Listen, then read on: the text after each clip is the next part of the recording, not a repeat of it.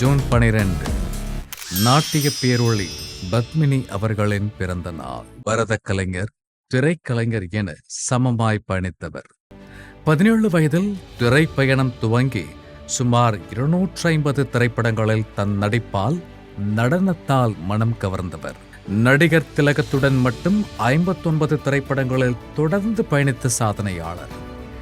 திரை உலகின் தில்லானா மோகனாம்பாளை பெருமை சேர்த்த சாதனை கலைஞர் பத்மினி அவர்களின் பிறந்த நாளை இந்நாளில் போற்றி வணங்குகிறது ஜியா மேக்ஸ் தொலைக்காட்சி.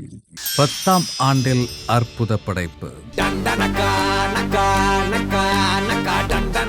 போகன் பூமி படைத்த இயக்குனரின் அறிமுக படைப்பாய் ரொமான்டிக் காமெடி திரைப்படமாய் உருவான ரோமியோ ஜூலியட் இதே நாளில் 2015 மலர்ந்தது.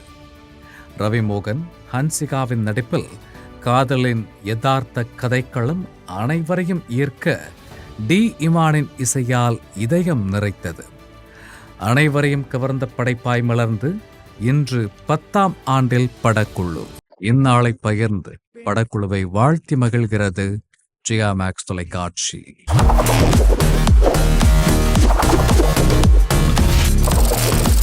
தேதி சொல்லும் செய்தி.